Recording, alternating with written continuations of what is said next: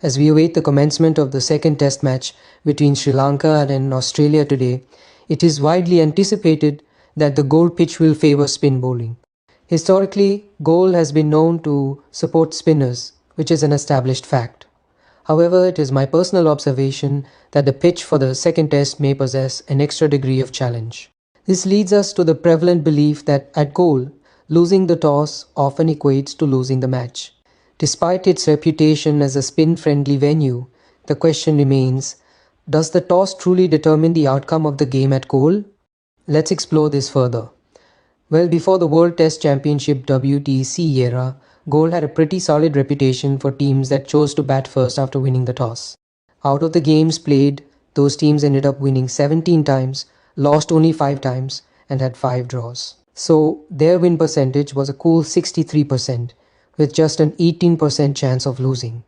But things have shifted a bit since the WTC began.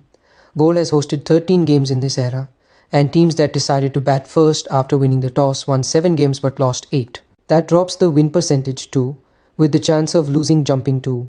Quite a change from that previous 18% losing rate, right?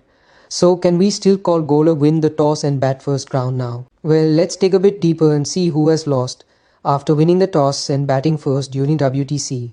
Here are the instances.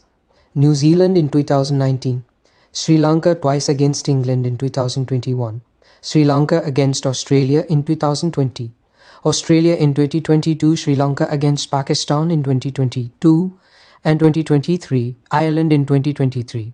So out of the 8 instances, Sri Lanka was the culprit on 5 occasions. Now let's look at it from another angle. How many games has Sri Lanka won after winning the toss and batting first during WTC era? They won 5 games batting first after winning the toss. Then they won 2 games after losing the toss while losing 1. One of those wins was against Ireland, who weren't even part of the WTC. And the other one was against New Zealand back in 2019, which was Sri Lanka's first ever game in the WTC. So if we put the Ireland game aside, Sri Lanka has won just 1 game when they failed to win the toss at Galle. That's while winning 5 out of their 6 wins when batting first after winning the toss since 2020.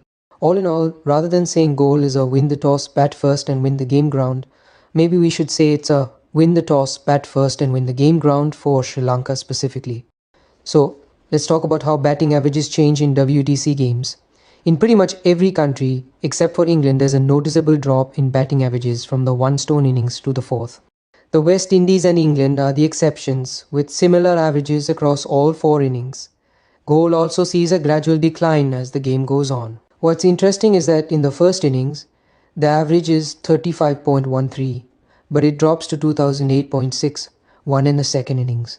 That's quite similar to other countries. Then it slightly dips to 27.57 in the third innings and 26.79 in the fourth. So basically the first innings is the best time to bat, and this trend isn't unique to Galle, it's seen in most countries except England. The overall win-loss ratio when batting first is 71/58, apart from England where it's 12/18 in favour of batting second. In summary, while batting first provides a distinct advantage in Galle, achieving victory after losing the toss and having to field first is not impossible. It requires a high level of effort and additional skills. Should today's pitch favour spinners from the start, the task becomes even more challenging. The upcoming hours will reveal how the situation unfolds.